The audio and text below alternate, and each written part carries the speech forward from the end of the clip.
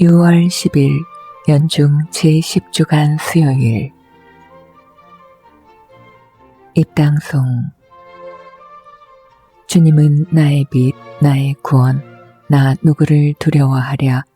주님은 내 생명의 요새, 나 누구를 무서워하랴. 나의 적, 나의 원수, 그들은 비틀거리리라. 제1독서. 이 백성이 주님이야말로 하느님이시며 주님께서 그들의 마음을 돌이키게 하셨음을 알게 해 주십시오. 열왕기 상권 18장 20절에서 39절의 말씀입니다.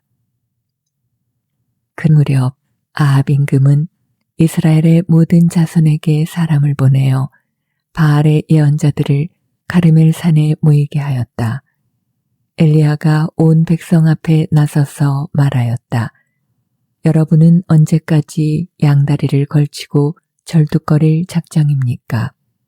주님께서 하느님이시라면 그분을 따르고 바알이 하느님이라면 그를 따르십시오. 그러나 백성은 엘리야에게 한마디도 대답하지 않았다. 엘리야가 백성에게 다시 말하였다. 주님의 예언자라고는 나 혼자 남았습니다. 그러나 바알의 예언자는 450명이나 됩니다. 이제 우리에게 황소 2마리를 끌어다 주십시오. 그들에게 황소 1마리를 골라 토막을 내어 장작 위에 올려놓고 불은 붙이지 말게 하십시오. 나도 다른 황소를 잡아 장작 위에 놓고 불은 붙이지 않겠습니다. 여러분은 여러분 신의 이름을 부르십시오. 나는 주님의 이름을 받들어 부르겠습니다. 그때 불로 대답하는 신이 있으면 그분이 바로 하느님이십니다. 그러자 백성이 모두 그것이 좋겠습니다 하고 말하였다. 엘리야가 바알의 예언자들에게 제안하였다. 당신들이 수가 많으니 황소 1마리를 골라 먼저 준비하시오. 당신들 신의 이름을 부르시오. 그러나 불은 붙이지 마시오. 그들은 자기들에게 주어진 황소를 데려다가 준비해 놓고는 아침부터 한낮이 될 때까지 바알의 이름을 불렀다. 바알이시여, 저희에게 응답해 주십시오. 그러나 아무 소리도 대답도 없었다. 그들은 절뚝거리며 자기들이 만든 제단을 돌았다. 한낮이 되자 엘리야가 그들을 놀리며 말하였다. 큰 소리로 불러보시오. 바알은 신이지 않소. 다른 볼일을 보고 있는지, 자리를 비우거나 여행을 떠났는지, 아니면 잠이 들어 깨워야 할지 모르지 않소. 그러자 그들은 더 큰 소리로 부르며 자기들의 관습에 따라 피가 흐를 때까지 칼과 창으로 자기들 몸을 찔러댔다. 한낮이 지나 곡식 제물을 바칠 때가 되기까지 그들은 예언 황홀경에 빠졌다. 그러나 아무 소리도 대답도 응답도 없었다. 그러자 엘리야가 온 백성에게 이리 다가오십시오 하고 말하였다. 백성이 모두 다가오자 그는 무너진 주님의 제단을 고쳐 쌓았다. 엘리야는 일찍이 너의 이름은 이스라엘이다 라는 주님의 말씀이 내린 야곱의 자손들 지파 수대로 돌을 12개 가져왔다. 엘리야는 그 돌들을 가지고 주님의 이름으로 제단을 쌓았다.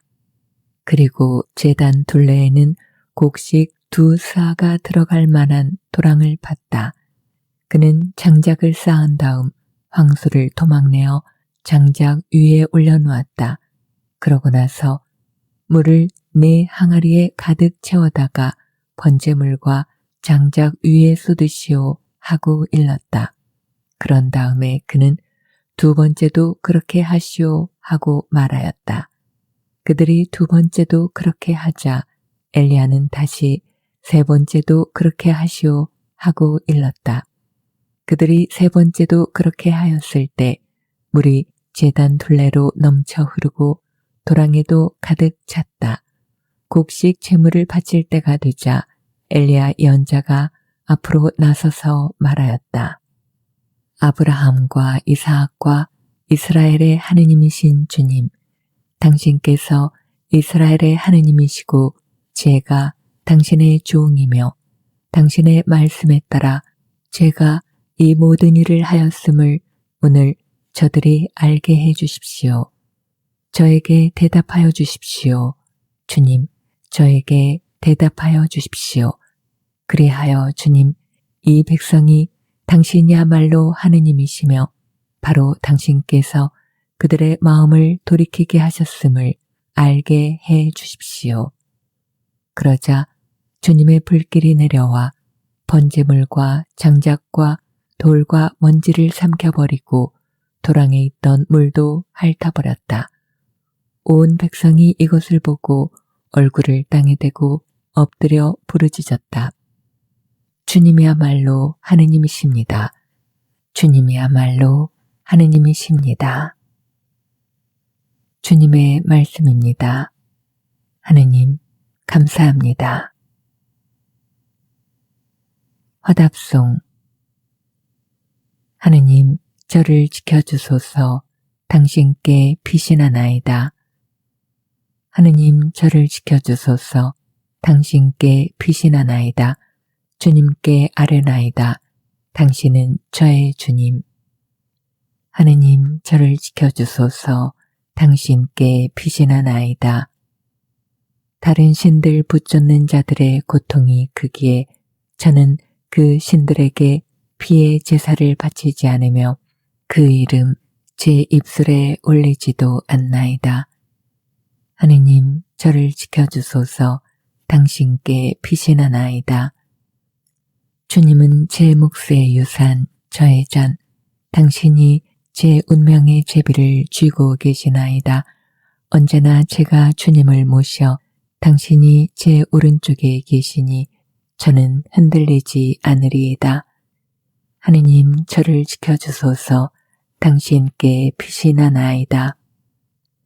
당신이 저에게 생명의 길 가르치시니 당신 얼굴 배우며 기쁨에 넘치고 당신 오른쪽에서 길이 평안하리이다. 하느님, 저를 지켜주소서.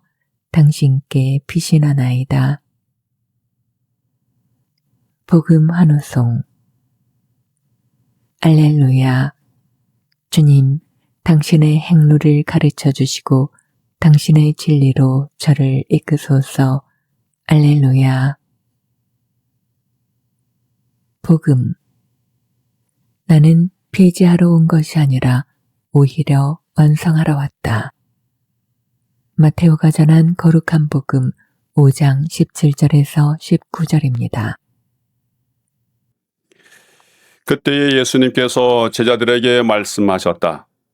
내가 율법이나 예언서들을 폐지하러 온 줄로 생각하지 마라. 폐지하러 온 것이 아니라 오히려 완성하러 왔다. 내가 진실로 너희에게 말한다.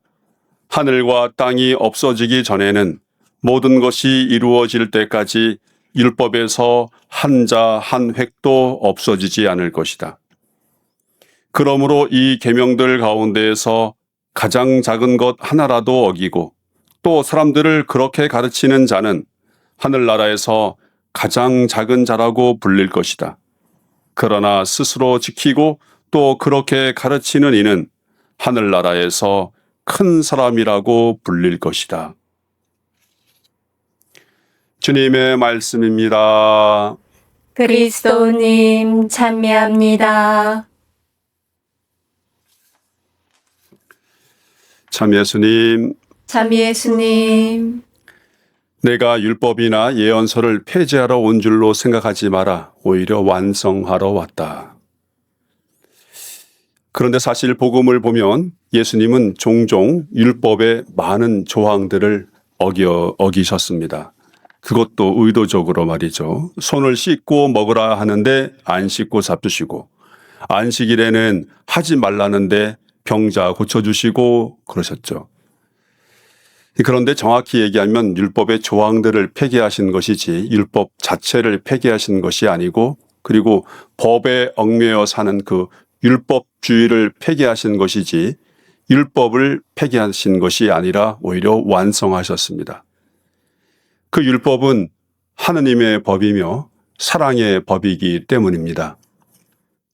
예수님은 율법의 최고법, 이웃사랑과 하느님 사랑이라고 하는 그 최고의 법을 늘 몸소 보여주셨고 죽음으로 완성하셨습니다. 이 법문에 얽매이고 율법주의에 빠질 때 종종 사람을 잃어버리고 사랑을 저버릴 때가 많습니다. 그래서 법보다 그 법 위에 법 정신이 필요하고, 법 정신은 바로 영혼의 구원이며 사랑이었습니다. 법을 알긴 알아도 살리는 법은 모른다면 안타까운 일입니다.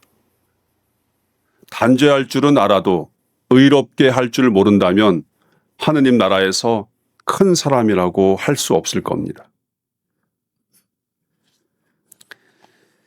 사도법관이라고 불리었던 김홍섭 바오로 판사를 아실 겁니다. 그는 수인들의 아버지라고 불리울 정도로 의로운 삶을 살았습니다. 법조인들에게 가장 존경받는 인물로 뽑힌 인물이기도 한 김홍섭 판사는 죄수에게 사형을 언도내릴 수밖에 없었지만 그 사형수에 대한 안타까움 때문에 자주 교도소로 찾아가 그 죄수를 면회하고 자신의 사비를 털어서 사식을 넣어주곤 하면서 결국 그 사형수는 세례를 받고 참회의 시간을 거쳤다는 것은 유명한 일화로 우리에게 잘 알려져 있습니다. 법문에 얽매여 있지 않고 법 정신, 법 철학에 살았던 김홍섭 판사, 율법을 오히려 완성하러 오셨다는 주님의 말씀을 몸소 보여준 분이셨으며, 누군가를 판단하고 저울질할 때 주님의 말씀과 함께 기억하고 떠올리고 싶은 분이셨습니다. 그래서 오늘 복음 한우성으로 불리웠던 시편 25편의 말씀을 오늘 우리의 기도로 해봅니다.